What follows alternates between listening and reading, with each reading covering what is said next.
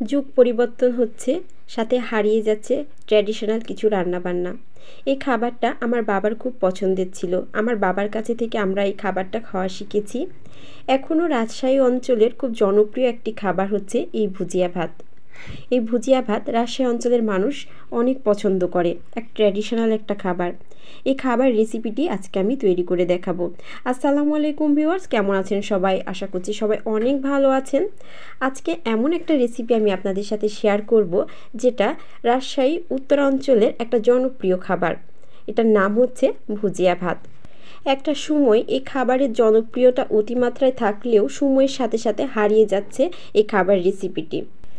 এই খাবারটা যেহেতু আমার বাবা পছন্দ করতেন, তাই আমার মা বাসায় এই খাবারটা মাঝে মধ্যে তৈরি করতেন। তো সেই খাবারটা কিন্তু আমারও অনেক ভালো লাগে। তো সেই রেসিপিটি আজকে আমি আপনাদের সাথে শেয়ার করব। তো এই খাবারটি বানানোর জন্য আমার প্রথমে যেটা লাগবে, এখানে লাগবে চাল এবং গোটা ছোলা। আমি এখানে গোটা ছোলা নিয়ে নিয়েছি এবং চাল নিয়ে নিয়েছি, এবং চাল এবং গোটা ছোলাটাকে আমি আলাদা আলাদাভাবে লবণ মাখিয়ে খুব ভালোভাবে মাখিয়ে নিচ্ছি। হালকা একটু লবণ দিয়েছি, তার উপরে একটু পানি ছিটা দিয়ে আমি মাখিয়ে নিয়েছি। এবার এই চালটাকে আমি ভেজে নেব। এখানে যদি মাটির তাওয়া থাকে তাহলে আপনারা মাটির তাওয়াতেও ভেজে নিতে পারেন। আবার এমনি যদি কড়াই থাকে সে কড়াইও আপনারা ভেজে নিতে পারেন। আপনাদের যেটা ইচ্ছে সেভাবে আপনারা চালটাকে ভেজে নেবেন। চালটাকে একটু লাল লাল করে ভেজে নিতে হবে, যেন খুব একটা সাদাও থাকে না, আবার পুড়েও না যায়। ঠিক এইভাবে মিডিয়ামভাবে চালটাকে খুব ভালোভাবে ভেজে নেবেন। দেখেন আমার চাল ভাজাটা কিন্তু হয়ে গেছে।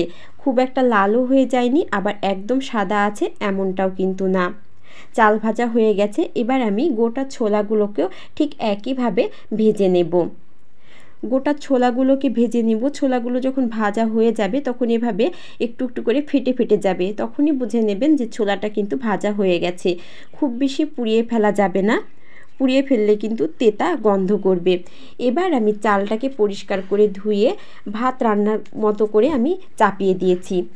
এখানে পরিমাণটা বলে দিই, আপনারা ভাতে যে পরিমাণ পানি দেন তার চাইতে ডবল পানি দিতে হবে কিন্তু এই ভুজিয়া ভাতে। তো আমি ডাবল পরিমাণ পানি দিয়ে ভাতটা বসিয়ে দিয়েছি। এবার এই ছোলাগুলো আমি খোসা ছাড়িয়ে নেব। তো খোসা ছাড়ানোর জন্য আমি একটা হামানদিস্তা নিয়েছি এবং তার মধ্যে ছোলাগুলো দিয়ে আমি এবার খোসা ছাড়িয়ে নিচ্ছি। এবার এখানে অনেকে প্রশ্ন করতে পারেন, তাহলে তো আমরা ডাল দিয়েও করতে পারি। হ্যাঁ, এটা আমরা ডাল দিয়েও করতে পারি, কিন্তু ডাল দিয়ে করলে যে স্বাদটা লাগবে, আমি যদি এইভাবে খোসা ছাড়িয়ে নিই সেখানে অর্ধেকটা খোসা বেরিয়ে থাকবে এবং অর্ধেকটা খোসা কিন্তু এর ভেতরে থেকে যাবে। দেখেন ডালগুলো আমি কিভাবে ছাড়িয়ে নিয়েছি, কয়েকটাতে কিন্তু আমার খোসা থেকে গেছে।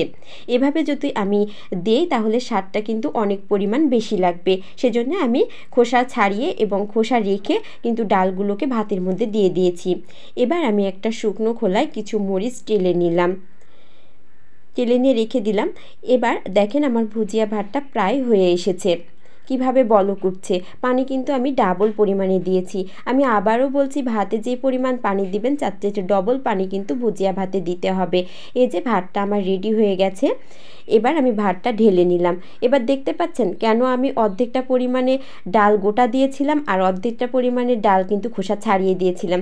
দেখেন দেখতে এখন কতটা সুন্দর লাগছে। এই ভুজিয়া ভাতটা আমি একটা সরপোষের মধ্যে ঢেলে নিয়েছি। ঢালার পরে এর ভেতরে আমি একটু লবণ ছিটিয়ে দিলাম। দেওয়ার পরে এটাকে আমি সুন্দরভাবে মিশিয়ে দিচ্ছি। পানিটা নিচে পড়ে গেছে, ভাতটা ঝরঝরে হয়ে গেছে। এর ভেতরে আমি হালকা একটু লবণ দিয়ে খুব সুন্দরভাবে মিশিয়ে দিয়েছি। এবার পরিবেশন করার পালা। এই ভুজিয়া ভাতটা যারা খায় তাদের কাছে কিন্তু অসম্ভব রকমের স্বাদের একটা জিনিস। আর আপনারা যারা এখনও ভুজিয়া ভাতটা খাননি তারা অবশ্যই একবার হলেও ট্রাই করে দেখবেন, দেখবেন অনেক মজা লাগবে। একটা ট্র্যাডিশনাল খাবার, একবার হলেও তো ট্রাই করে দেখতে হয়, তাই না? অনেকে এটা শুকনো মরিচ দিয়ে খেতে পছন্দ করে, আবার অনেকে পেঁয়াজ দিয়ে খেতেও পছন্দ করে। তো আমার তো শুকনো মরিচ দিয়ে খেতে দারুণ মজা লাগে। আমি এমনিতেও শুকনো মরিচটা অনেক পছন্দ করি খেতে। তো ভুজিয়া ভাতের সাথে আমি শুকনো মরিচ দিয়ে খাচ্ছিলাম।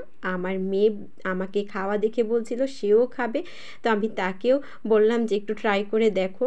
সে একটু নেওয়ার পরে অনেক ঝাল লেগেছে, সে আর খেতে পারেনি। তো যাই হোক, আজকের রেসিপিটা আপনাদের কাছে কেমন লেগেছে সেটা জানিয়ে অবশ্যই কমেন্ট করে জানাবেন। আর আপনারা বাসায় একবার হলেও ট্রাই করবেন, দেখবেন অনেক মজার একটা খাবার। তো বন্ধুরা, আজকে আর ভিডিওটা লং না করছি। সবাই ভালো থাকবেন, সুস্থ থাকবেন, সুন্দর থাকবেন। আবারও চলে আসবো নতুন কোনো রেসিপি নিয়ে। সেই পর্যন্ত সবাইকে আল্লাহ হাফেজ।